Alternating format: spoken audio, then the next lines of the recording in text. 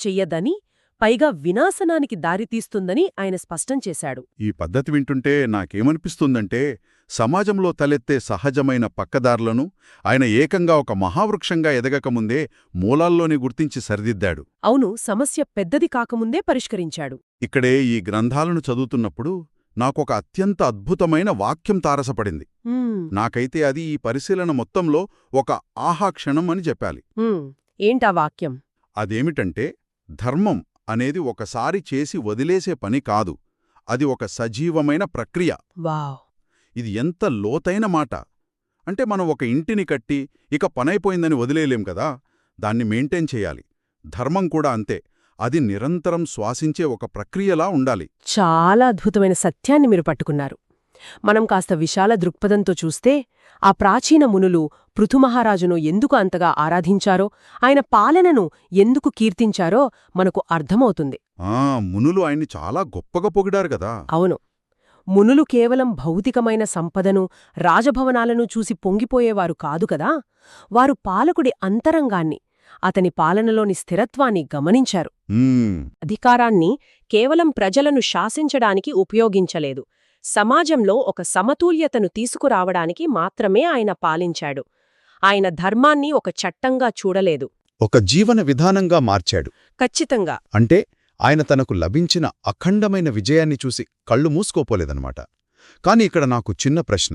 అడగండి. అంత పెద్ద సామ్రాజ్యానికి అధిపతి అయినప్పుడు, తన మాటే శాసనంగా చలామణి అవుతున్నప్పుడు, నేను అందరికన్నా అధికుడిని అనే భావన ఆయనకు కలగలేదా? ఇది మానవ సహజం కదా. గొప్ప గొప్ప విజయాలు సాధించినప్పుడు ఆ విజయం నా వల్లే సాధ్యమైందనే గర్వం కలగడం సహజమే. కాని పృథువు తానొక పాలకుడిని అని అనుకోలేదు, తానొక బాధ్యుడిని అని మాత్రమే భావించాడు. ఓహో, పాలకుడు కాదు, బాధ్యుడు. అవును, అధికారమనేది సొంతం చేసుకోవడానికి కాదు, అది పవిత్రంగా నిర్వహించవలసిన ఒక ట్రస్ట్ లాంటిది అని ఆయన నమ్మాడు. నిజమైన నాయకత్వానికి, క్రూరమైన నియంతృత్వానికి ఉన్న ప్రధానమైన తేడా ఇదే. రైట్. నియంత తనను తాను ఆ రాజ్యానికి యజమానిగా భావిస్తాడు, కాని నిజమైన నాయకుడు తనను తాను సేవకుడుగా, ధర్మానికి ఒక ప్రతినిధిగా భావిస్తాడు. ఈ నిస్వార్థ భావన వల్లే మునులు ఆయనను అంతగా కీర్తించారు. ఇది వినడానికి చాలా స్ఫూర్తిదాయకంగా ఉంది. అయితే ఇదంతా వింటుంటే నాకొక ఆచరణాత్మకమైన సందేహం వస్తుంది. ఏమిటది? ఒక రాజు ఎంత గొప్పవాడైనా సరే ప్రతి క్షణం కోట్లాది మంది ప్రజలను వెన్నంటుండి దారి చూపలేడు కదా. ఆయన లేని సమయంలో ప్రజలేం చేసేవారు? పృథువు యొక్క ఈ నిరంతర మార్గదర్శకత్వం వల్ల అసలు సాధారణ ప్రజల ఆలోచనా విధానంలో ఎలాంటి మార్పొచ్చింది?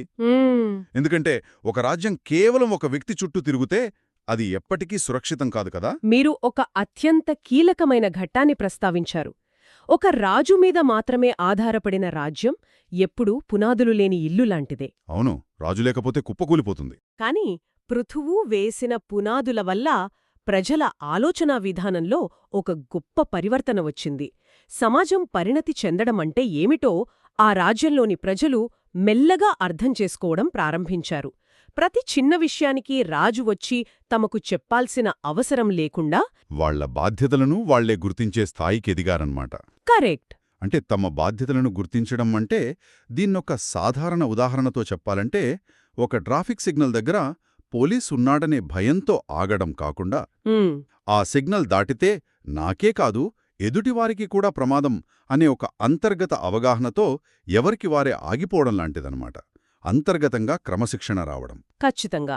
ఎప్పుడైతే ఒక సమాజంలోని ప్రతి పౌరుడు తన పాత్ర ఏమిటో పూర్తి అవగాహనతో, అంతర్గతమైన క్రమశిక్షణతో పోషిస్తాడో అప్పుడే ఆ సమాజం నిజంగా స్థిరంగా ఉంటుంది. దీన్నే మనం సామూహిక బాధ్యత అనొచ్చు కదా. అవును, సామూహిక బాధ్యత అంటాం. వ్యాపారికి తాను న్యాయంగా ఉండాలనే విషయం రాజు చెప్తేనో జరిమానా వేస్తారనే భయం వలనో కాకుండా అది తన ధర్మమని తెలిసినప్పుడు. రైట్.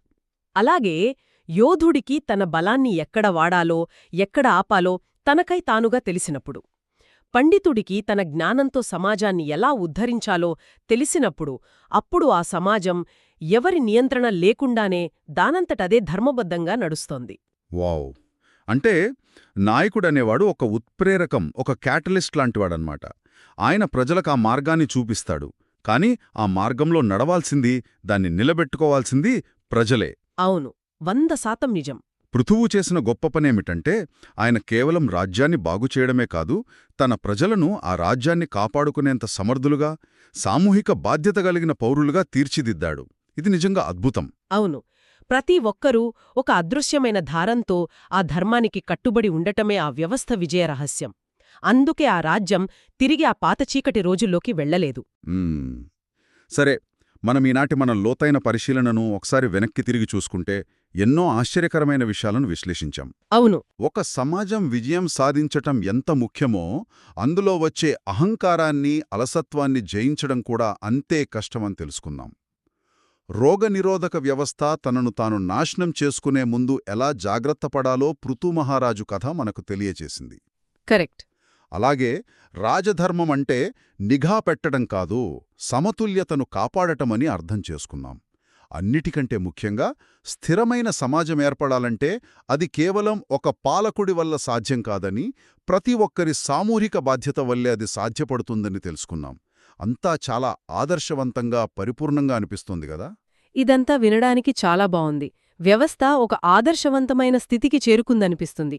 కానీ ఇక్కడే మనం ఒక చాలా కఠోరమైన సత్యాన్ని అంగీకరించాలి. ఏ వ్యవస్థ, అది ఎంత ధర్మబద్ధంగా ఉన్నా, ఎంత బలమైన పునాదుల మీద నిర్మించబడినా కాలానికి అతీతం కాదు. శాశ్వతంగా ఒకేలా ఏదీ ఉండదు. అంటే ఇంత పకడ్బందీగా నిర్మించిన ఈ స్థిరత్వం, ఈ సామూహిక బాధ్యత కూడా పదిలం కాదంటారా? కాలం ఎవరికోసం ఆగిపోదు కదా. కాలం గడిచే కొద్దీ నవీనమైన ఆలోచనలు, ఊహించని సరికొత్త సవాళ్లు ఉద్భవిస్తాయి. ప్రకృతి నియమం ప్రకారం అత్యంత సురక్షితమైనది, అత్యంత పటిష్టమైనది అనుకున్న ఏ వ్యవస్థ అయినా ఎప్పటికైనా ఒక పెద్ద కుదుపును ఎదుర్కోక తప్పదు. పృథు మహారాజు నిర్మించిన ఈ పరిపూర్ణమైన, ధర్మబద్ధమైన సమాజం కూడా కాలం యొక్క ఈ కఠినమైన నియమానికి మినహాయింపు కాదు. వావ్! ఇక్కడే అసలైన ఉత్కంఠ మొదలవుతోంది. అంటే దశాబ్దాలుగా అంతా సాఫీగా సాగిపోతున్న పృథువు రాజ్యానికి కాలం ఒక ఊహించని పరీక్షను ఎదురుచేయబోతోందన్నమాట. అవును, ఒక పెద్ద పరీక్ష ఎదురుకాబోతోంది. ఆ రాజ్యపు పునాదులనే కదిలించేంత శక్తివంతమైన ఆ సరికొత్త సవాళ్ ఏమిటి? అప్పటివరకు సామూహిక బాధ్యతతో ధర్మాన్ని పాటించిన ఆ ప్రజలు, ఆ మహారాజు ఈ విపత్తును ఎలా ఎదుర్కొంటారు? ఆ ఉత్కంఠభరితమైన మలుపు ఏమిటో మనం తదుపరి లోతైన పరిశీలనలో విపులంగా తెలుసుకుందాం. ఖచ్చితంగా. అయితే వెళ్లే ముందు ఒకసారి ఈ ఆలోచనను మీ మనసులో వదిలిపెడుతున్నాం. పృథు మహారాజు స్థాపించిన ఆ అద్భుతమైన శాంతి వాతావరణమే భవిష్యత్తులో రాబోయే ముప్పును ఎదుర్కోలేని ఒక విధమైన అలసత్వాన్ని పెంచి పోషించి ఉంటుందా? అంటే మానవ నైజం ఎప్పటికీ చురుగ్గా ఉండాలంటే అంతో ఇంతో పోరాటం లేదా కష్టం అనేది తప్పనిసరి అని మన జీవశాస్త్రమే చెబుతోందా? ఈ శాంతి మరియు ప్రమాదాల మధ్య ఉన్న విచిత్రమైన వైరుధ్యం గురించి ఆలోచించండి. మళ్ళీ కలుద్దాం.